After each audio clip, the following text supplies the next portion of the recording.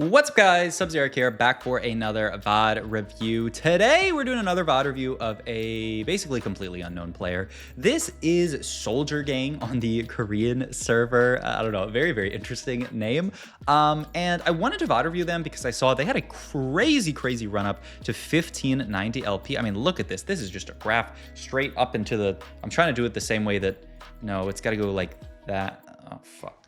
It's the opposite. It's so hard to do because it's mirrored. Like that. No, like that. Yeah. Just straight and that way. Their graph is straight up there. And then they've had some trouble recently, but still, I mean, having the ability to get that high that quickly, the other thing that's crazy about them is 232 games played. I mean, if you just look at leaderboards at like, I mean, KR actually I do want to check, but 232, I mean, look at this. Nobody else in the top 10, top 20 is like anywhere near their number of games played. You go to similar on like an A server, you see as well, like barely anybody has this few games played, except for this guy Heartache, which I actually want to do a VOD review of. I was looking at this and I was like, wow, this guy has a crazy stat. So I want to VOD review them. But yeah, I mean, just a really, I mean, great looking lol chess. And then you look at their, past 20, and it's a lot of flex TFT. It's a lot of just good TFT gameplay, like a decent amount of scrap in here, but I mean, 6 quirky games, and I mean a 2.0 because scrap is broken, but it's really not that much. You scroll through their match history as well, you see some scrap and stuff here like this, but then you see, Sorks, Visionary, Urgot, another more scrap type game, then like a Sorks Emissary type game, scrap game as well, Enforcer.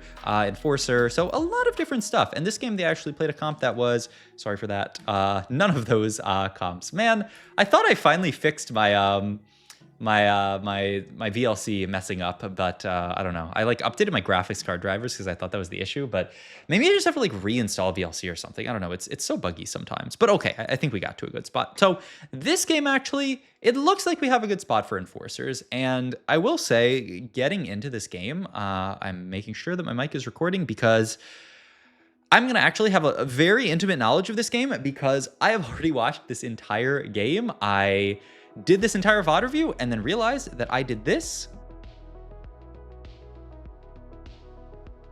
And I was talking like that the entire time and you couldn't hear a single word I was saying because I clicked the mute button on my bike. So we're redoing this entire VOD review, which is good. I mean, this just gives me a chance to re-talk about everything. And like, I got kind of blown away by how this player played in real time. I thought, wow, this is just...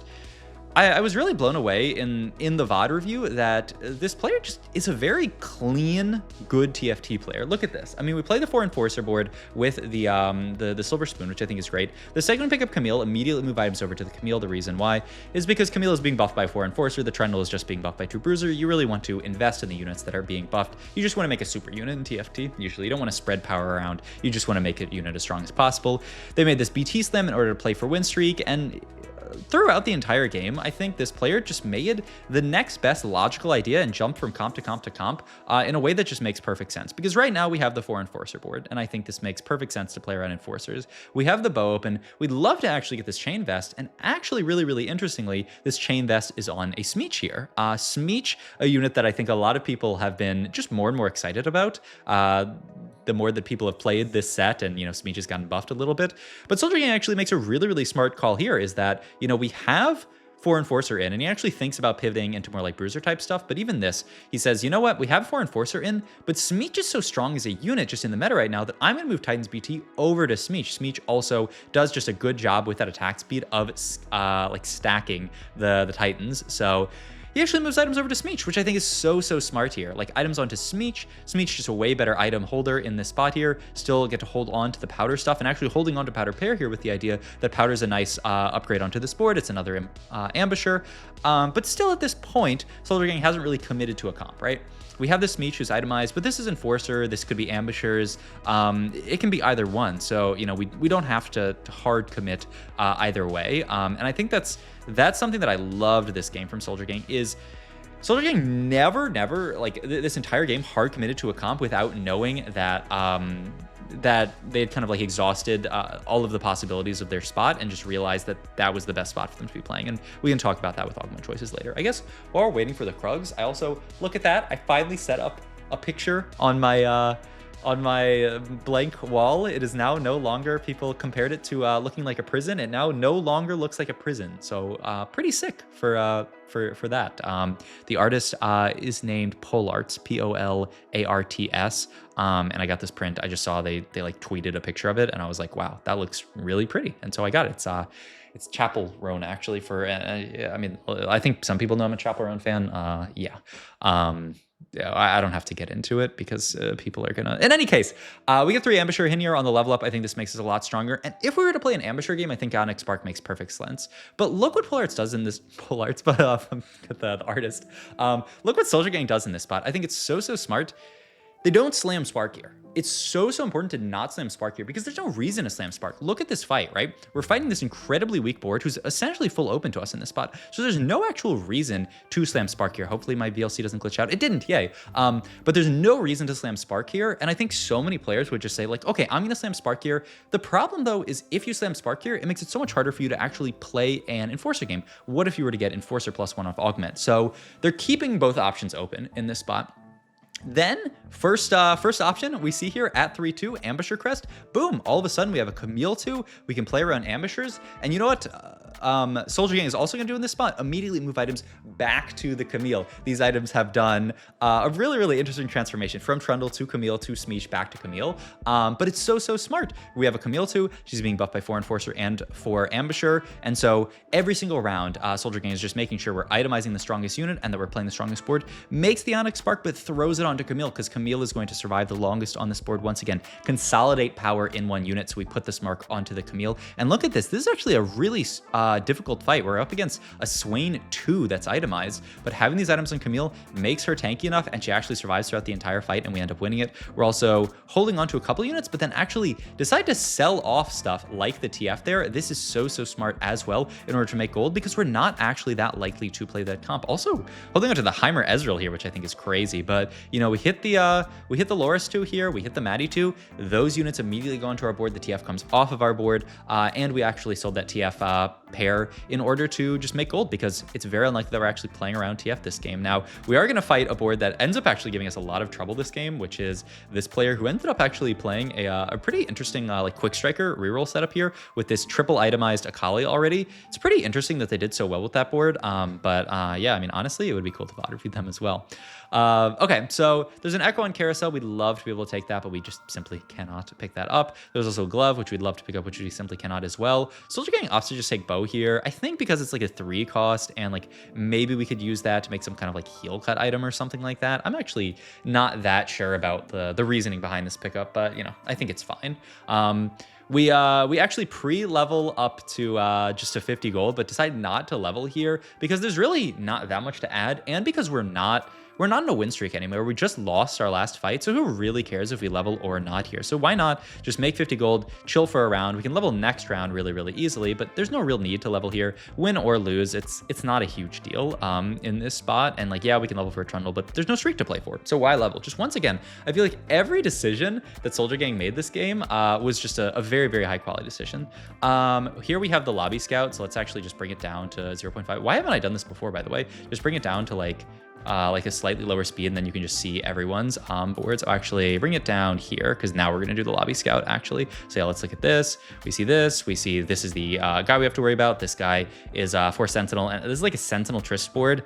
I wanted to keep an eye on this board. Spoiler alert. I won't spoil it for you actually. This guy is like definitely looking towards playing Enforcer. That's the guy. Oh yeah, that was just us. We saw that board twice actually. Oh, what the heck? I think we. Oh, this is us scouting the lobby actually.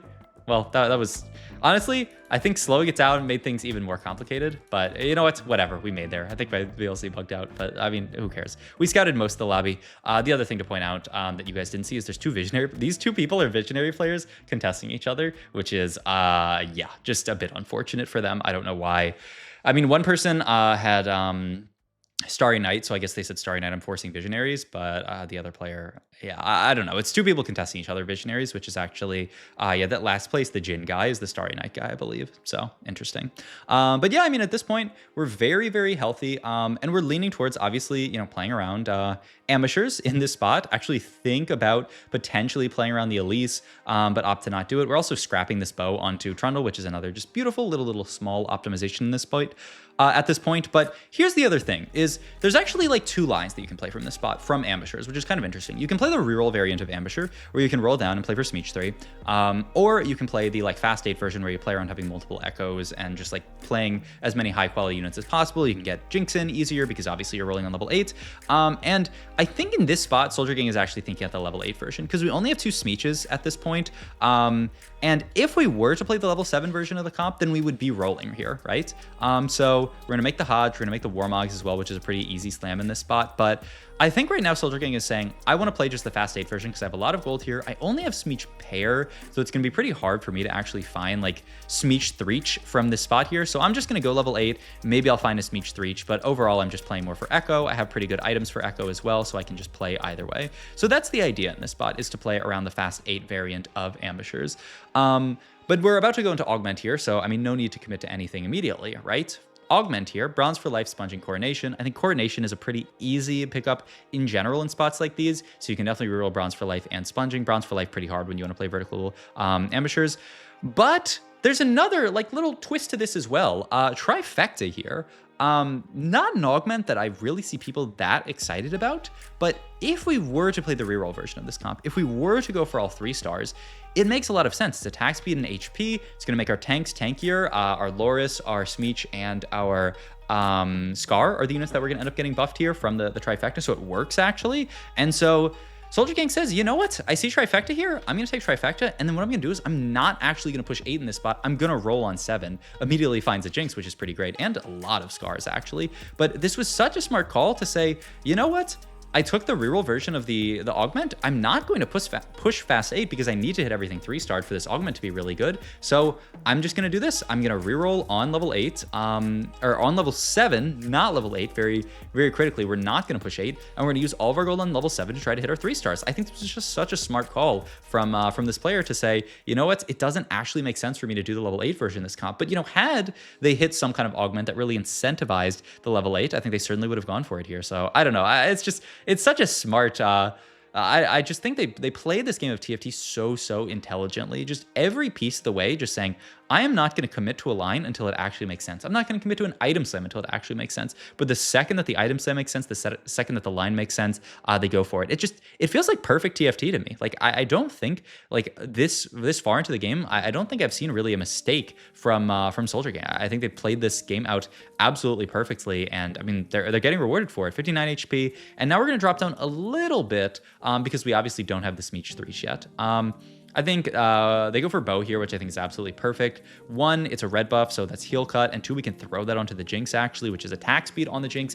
And she can spread it to the entire board with her abilities, so it works fantastically.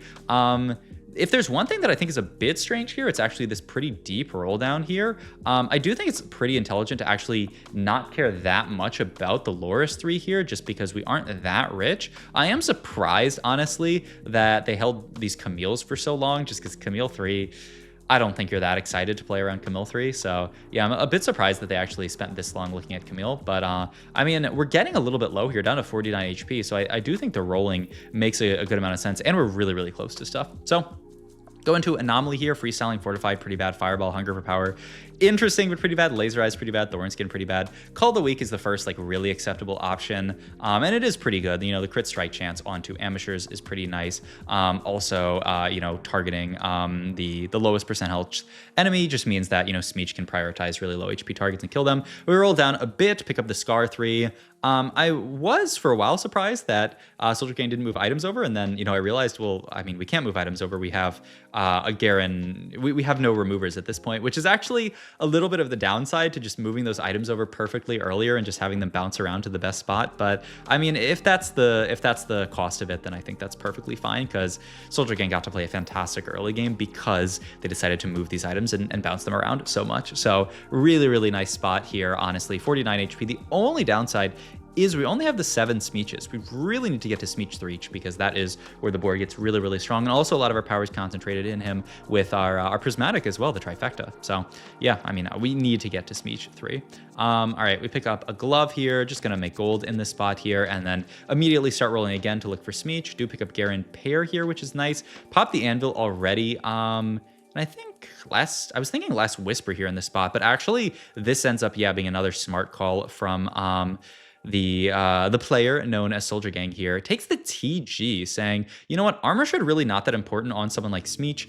We do a quick Lobby Scout here. We can go back and actually look at it. Let me try to bring down the speed again on the Lobby Scout, because I do think like it should be nice to get a sense. It's just like, I guess we don't have that many frames. Yeah, and it does this thing here where it's like, yeah, let's jump ahead a little bit. And yeah, I want to see the Lobby Scout here, because actually that's the Lobby Scout has already happened at this point. Look, it's hard. It's hard figuring all this stuff out. Okay, look, let's speed up.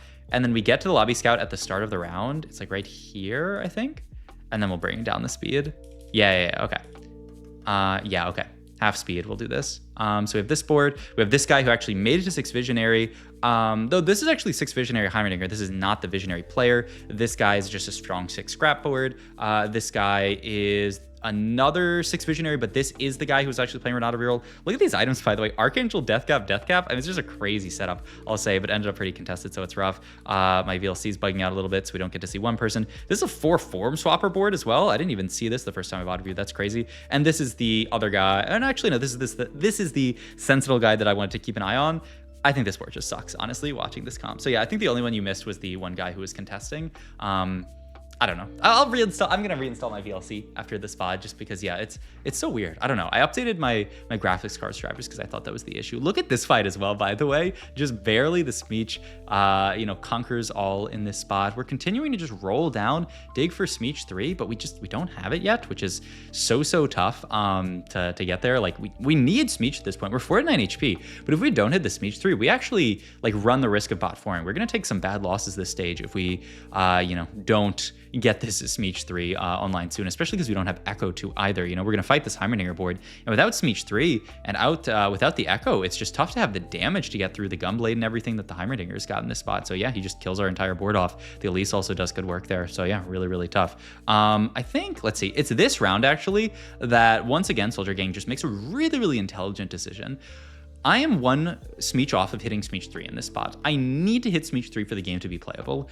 Most of our tankiness is concentrated in the fact that we have a Garen 2 and we have a 3-star Scar. So why shouldn't I sell this Loris, roll down, pick up Smeech? We're also level 7. Our odds of finding a Jinx are terrible. Let's sell the Jinx and pick up the Smeech 2, or the Smeech 3 in this spot. I just think that's a beautiful play. Just so smart to say, I'm 37 HP. If I take a bad loss here, I actually run the risk of going something like a 5th or something, maybe even a 4th, when I could actually easily be playing for like top 1, top 2 in this spot. So I just think it's so smart here. And look at this fight, by the way. This is a fight 1 trillion% we would have lost this fight without Smeech 3, and it probably would have been a bad loss because this Smeech would have died so much earlier. So that's just such a beautiful play to say, like, I realize that the Loris is not that useful for me. I'm going to sell him, roll down immediately, and I mean, I think it's perfect. I think that is a perfect play in this spot here. So the only item left on this carousel is Gwinsu's here. Soldier Gang makes another really interesting decision here in that I think, throw the Gwinsu on the Jinx makes a lot of sense. Soldier Gang actually decides, I'm going to reforge this Gwinsu's in this spot. The idea is that if I get any tank item, it's really good because I'm 2-item Garen and 1-item Scar in this spot. And the Gwyn's is actually not that high value when I already have red buff. I already have a lot of attack speed onto the Jinx. Even the Shiv is not too bad. It's not great, but it's MR shred, especially once our Garen dies, that kind of guarantees that. Like it's perfectly fine in this spot. So just another really nice small optimization from Soldier Gang to put himself into a really good spot. Like this is a good spot to be in overall. And I mean, of course, right? We're 37 HP. We have the Smeech 3, who's anomalized, really digging for Echo at this point. But the other thing is just looking to push level here, holding already onto this Rel. If we win this fight, we can hold Rel and potentially look at playing for the. Oh, actually, this is something I didn't pick up either, but I think this is actually a really nice small optimization as well in this comp. So when you're playing against this board, you really just want to make sure that ideally you're kind of breaking up the line from the Renata to the Singed. The idea is that if Renata's ulting and hitting Singed with her ability, that's shielding him up and that's making him way tanky. So we actually put the Scar on the edge here, hoping that Camille will target, or the Renata will target. And then if she ends up, because I think right now, no, yeah, she actually does. This is beautiful positioning actually. Targets the Scar here, which is going to mean that it's actually going to break up the line between the Singed and the Renata. I mean, I think that's so smart. I think we still end up just barely losing that fight. I think actually the Renata ult barely ended up hitting the Singed, but it's really, really nice positioning every single round, like really thoughtful positioning as well, just making sure we have our stuff on the same side there. The Smeech being there is really nice because the Smeech can then potentially like drop aggro or make the Renata out aggro into like a really awkward spot and not end up hitting the Singed. So yeah, just beautiful stuff all around. At this point, we can look at the level up here. We really just need a Sentinel to go on the board. We buy the Loris 2 back. We have the Aurelias as well, but you know, we hit a Rel 2. Might as well hold on to that. And then end up going for Warmogs here just because more HP onto the Garen is nice. I thought it was crazy that this player didn't itemize the Scar for so long, but I think the idea is just that Warmogs has such inherent synergy with the way that Garen works because he shares that HP that it doesn't make sense to put these Warmogs onto Scar. Maybe if with a different tank item we go for it, but you know, once you have 2 Warmogs on the Garen, you have to put the Spark on him because you need to consolidate items. So yeah, and we pick up Echo 2. The spot's looking great. The other 2 people in the lobby are the person who played Quick Strikers, the Quick Striker reroll player, and the Renata reroll player. Actually, remember that Jhin avatar? This Renata person contested in Visionary, actually made it. We are going to fight this Quick Striker board, which honestly did really, really well. I think maybe the idea is that just playing around TF and Akali, like they really don't itemize the Nocturne very hard. And I don't know, I played a Quick Striker game the other day and I itemized Nocturne a lot and it did not feel great.